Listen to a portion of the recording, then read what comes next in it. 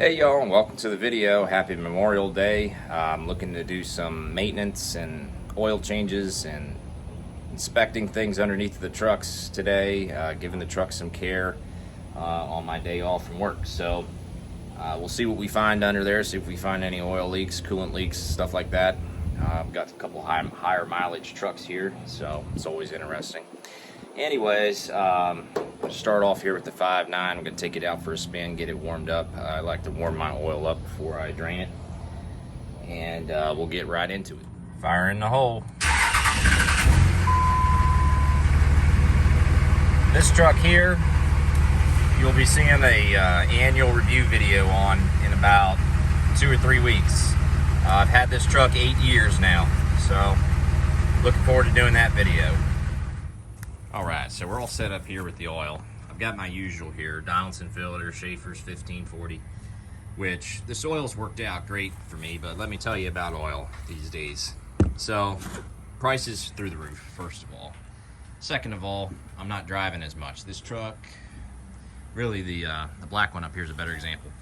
It's got 12 months on the oil. The oil only has a little over 6,000 miles on it. So am I getting my money's worth out of Schaefer's? At 6,000 miles, I don't think so. But it's an annual oil change, so at least it lasted a year. Meanwhile, the price of the oil. So I used to be able to get a 6-gallon case of Schaefer's. Now this is the quarts, but I'm talking about the gallon bottles. On Amazon right now, it's like $360 or $380. Maybe they just can't find a supplier at a reasonable price, or maybe it's the actual result of inflation. But I used to be able to get that case for about $200, so about $100 in oil change. Even less. I think I've actually got it in like 180s as of a couple years ago now. Earlier this year, I got this one oil change case with single quart bottles, which isn't very convenient, but for $115, I thought it was reasonable for an oil change with Schaefer's. Now, I think it's $130, $140, $150 for one of these. So, I don't know. I've had great luck with this oil, and I will be doing an oil analysis with the oil that's coming out of that 6.7 over there to follow up on the analysis I did with the 5.9 and see how it does in a different engine. So, while I love the product, I do not know the future. I do still have 9 gallons here, so we'll be using 6 gallons today. So I will use it until it runs out at least. I took the fender off because the oil filter's either my gloves are slippery or something, I can't get it off, so we should have a better grip coming in like this. It's still on there pretty tight, but there's like oil on it, so it makes things a challenge, but it's not a bad thing that I took the fender off. I mean, I can take a look at the side of the engine. You can see it's a little bit oily right there. That's not a bad oil leak. It's not even reaching the ground, but it's coming from back there near cylinder 6, and I actually think it's like rocker box, gasket, valve cover gasket or something, with a very minor leak back there. It could be coolant, but I don't think so. I don't think so. It's the coolant line's off to the right there. So, and that leak I think has been on this engine for a long time. It hasn't worsened, but it's still there. Very, very minor though. Besides that, looking from the side here, everything looking good. Turbo's looking good. So, not all bad that we had to take this fender off. I got the wrench here if this thing really wants to fight with me. There we go, that was easy enough, but once you smash it like that, you better get it off. That's all I can say. Quick question and answer, pre-fill oil filters, yes or no? Obviously, it's a yes for me. I don't have any problem with it, but I think either way you go, there's not going to be a whole lot repercussions either way. It's like, do it if you want or not. Doesn't really matter. That oil gets flowing basically after you turn the key, but I have no problem with pre-filling it like this. All right, welcome underneath. Ooh. Did she not break loose? Oh yeah, she did. Gonna get this oil draining, and then we will do our little inspection under here.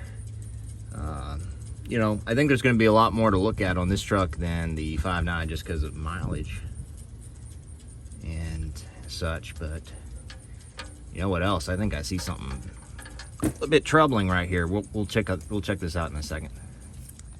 Okay, since we're here, we'll start back here near the trans. So the one thing I was saying was a bit alarming was this right here. Right there. But I can see that star-shaped bolt on the starter is there. I just thought it was a missing bolt right there. It's actually on the other side. So false alarm with that one. These lines are really old.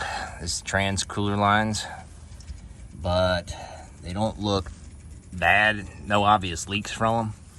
The trans pan gasket is leaking a little bit. You can see the ATF there is red on those bolts. It's leaking a little bit. Left this truck sit for 2 weeks at the airport, and there was about a softball sized spot underneath of it from trans oil. So check the fluid level on the dipstick, and it looks like it's still full, like I just did a change. So I think it's going to be fine to run until I do my next trans oil change in the fall. All right, so this is the what we really wanted to look at was the Cummins itself. Not seeing much of anything here that would indicate a water pump leak or anything, which is really common to see coolant right around here. Not really seeing it, you know, a little dampness there, but that is not much of a concern. You know, there's a little bit of dampness right here on the front, but this oil, once again, is not spilling down onto the oil pan, so it's just a little sweat pretty much. A little oil here. You know, that could actually be maybe a little power steering. I can't quite tell. And you can see some dampness around the oil pan here, but it's actually, it looks more dry than, you know, like it hasn't recently leaked. Not concerned here at all. All in all, I mean, y'all are seeing this. This engine is a 414,000 mile engine. And I think most of the oil back there, you can see where it gets a little wetter, is from the breather tube. And that's normal. Diffs are looking good. Recently changed the oil, so looks like there's a little mess there from the oil change, but that's it. Here's something else to show y'all, and I already addressed this prior to the video, but I noticed that this exhaust was hanging down the other week, and I'm like, oh, what happened here? Because I've been through losing my exhaust, or losing it actually a couple of times. So what did I do? I came under here, realized that the hanger had fallen out, so I stuck these 2 zip ties here as like spacers, and then I took loose the muffler delete pipe and moved this back about 1/2 inch. I was able to do that without creating an exhaust leak up there. Rear diff looking really good, by the way. And so it's just that I wish that delete pipe actually would have been a bit longer, because it looks like it needs to be a bit longer. But that hanger is in the is in its spot, and this is just kind of a, I don't know, it's like not a real professional fix, but I had to come up with something, and I think this would be okay. It doesn't look like it's possible for that hanger to slip out anymore. All right, quick look at the top of the engine. I'll zoom in on that minor oil leak there. And you might even think it's coolant coming from there. I don't think it is. From the heater core, I don't think so. I think it's oil. Got a little corrosion on these batteries again. I just cleaned them up about, what was that, like 4 or 5 months ago? Corrosion on this side, but not on the other side. Besides that, I mean, everything looking really clean up here. For a high mileage Cummins, I think it looks pretty. All right, it's time to fill the engine. It's going to take a little bit longer than usual because we have to do 12 of these things.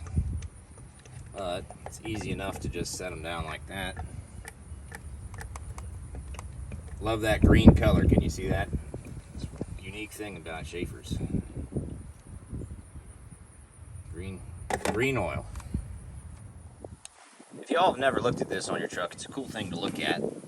The sticker on my early 3rd gen, it's right here next to the throttle position sensor deal, right under your oil dipstick. And Cummins Engine Company, Chrysler Corporation, 359 cubic inches, 5.9 liters. Says model ISB 250. So if yours says, I bet if you have a high output, it'll say ISB 305.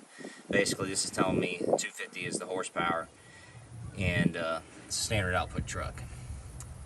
Timing, electronic. Valve lash, it even shows you 0.01 intake, 0.02 exhaust. Firing order 153624 and 750 RPM idle speed. I think that's a cool little sticker. A lot of people would look at that to see if you've got a high output truck or a standard output. Well, here's our waste oil that came out of this truck. This oil is actually Chevron Delo. Even though I had run Schaefer's for 75K miles, I put this Delo in temporarily. It's this one here, gray bottle. I actually got these bottles for about 13 bucks a gallon, and it's a synthetic blend, so it's hard to beat that, but it sat on my shelf for a while, and I'm like, I gotta put it in one of the trucks, and I know I'm testing Schaefer's out in the 6.7, so it went in this truck temporarily. It's about 3,700 miles on this oil, and I'm just gonna fill these jugs and see how much we burned. If you've got a Futomo drain valve, you won't have to do this to get your waste oil to the recycle. Instead, as we'll see in a minute, you'll just drain it directly into the jugs and you're good.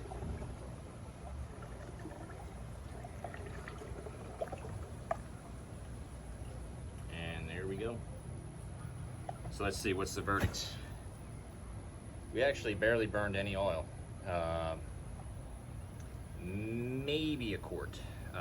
Probably about half a quart of oil burned for 3,700 miles. It's not too bad because that's not very many miles. All right, so the 5.9 is done. It is now time for the 6.7. For this one, I will be taking a sample and sending it to Blackstone Labs, so stay tuned for a video comparison between Schaefer's and the old Shell analysis. So this one's gonna have 6,000 and some miles on it. The Shell, which was this type of Shell, had about 4,000. So we will do the calculations to adjust the wear metals on a per mile basis and see how they compare. But I'm actually more looking to compare Schaefer's in one engine versus Schaefer's in the other than I am to actually compare it to Shell. But we will make both comparisons in the video. Anyways, here we are with the 6.7. One thing I just noticed that I don't know what happened here in the headlight. Maybe it's just because it looks like it actually bumped something, but I just don't know. Don't know what happened there. Or maybe this Classic is just that bad of quality. Anyways, that's a disappointment. I may need to get some new headlights. That might be a project for the fall.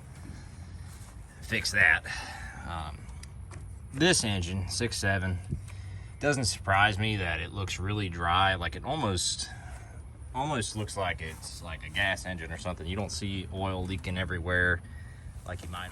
This one, oil filter, is going to be a little bit of a pain too, so I took the wheel well off, but I'm actually looking at the side of the engine. You can see how dry the side of this engine is. I mean, I just don't see hardly any even sweat on this engine. Good looking engine.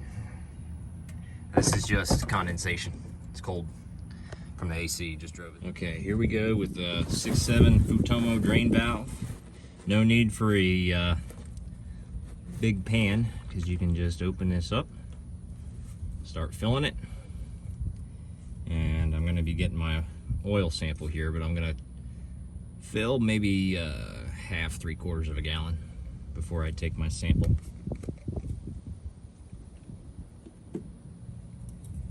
Okay, shut her down here. So that.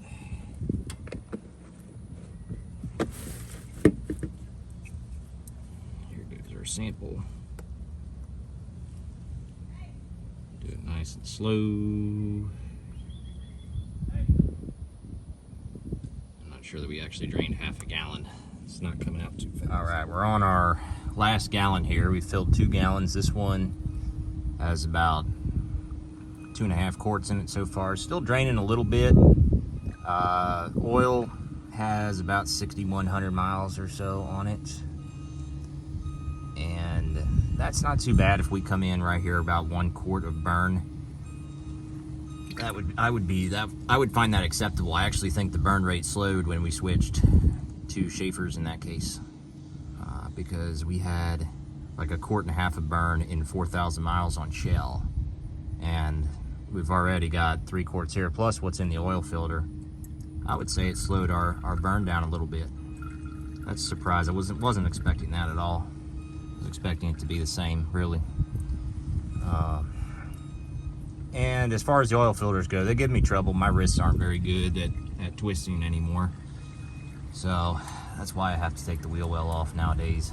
It's not that they're on too tight, it's just my wrists are shot. All right, it's oil filling time. Now, just to follow up on the last clip where I was talking about how much oil we burned and stuff like that. It was not Shell that burnt a quart. It actually was 1.5 quarts of oil. I went back and watched my own video from December 2020. 1.5 quarts of oil burn in 4,000 miles on Dello. So that same gray bottle Dello. This Schaefer's here burned, it's actually right around 1 quart, but it's probably a hair under 1 quart and 6,100 miles ish. So it definitely slowed the burn rate down. It surprises me. I know it's good oil and all that, but I didn't expect it to make a difference like that. So this is a lower mileage engine, just 260 some K on it. When my 5.9 was this mileage, it never burnt hardly a drop of oil, but this one does a little bit. Not too concerned about it. There's no problems, no blow by. So yeah, that's just an interesting thing we found today. All right, so this truck's filled up with oil. It's looking pretty good, not finding any issues underneath. Tire rotation wise, there's about 7,000 miles on this rotation, so we're due for a rotation. But I think I'm gonna defer to another day. Been working hard today, and I'll just get these trucks washed here in a minute and call it a day. This one, about 4,000 miles on the rotation, 5,000. It can make it through the rest of the summer, no problem. Let's see what else. Toolbox. So this toolbox is going squeak, squeak, squeak, squeak, squeak down the highway, and it was annoying. So I made this sort of gasket thing out of automotive window gasket, and works pretty good. And a few taps of the hammer on that little latch, and problem solved. So fix that annoying toolbox squeaking. Oh, and this I use this wrench on the filter on this truck, worked pretty good.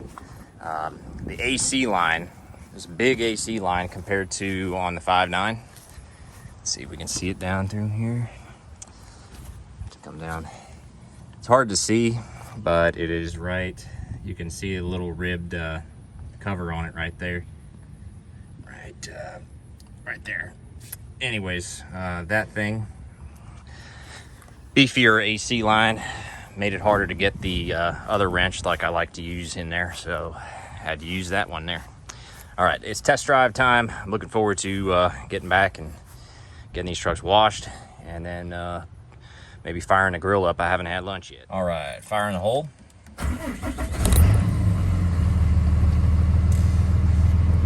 Got oil pressure, sounds good. 264K on this one right now.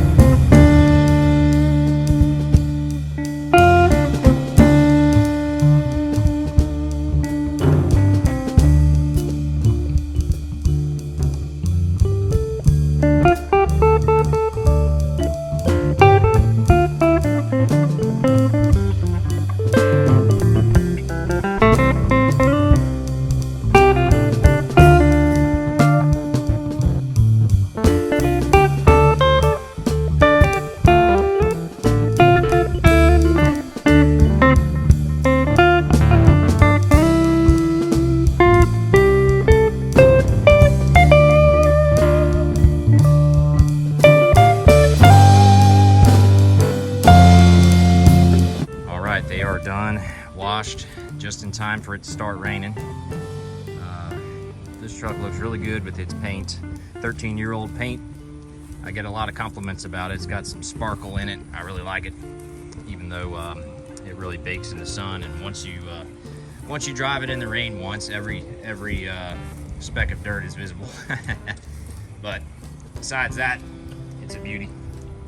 White one over here, it looks all right from a distance, but it's almost 20-year-old paint's not faring so well. I'll show that in video next week, a couple weeks from now. And fuel filters, we're good on fuel filters. Both trucks should be good to get through the summer. Really the only thing that still needs done is a tire rotation on the black one here.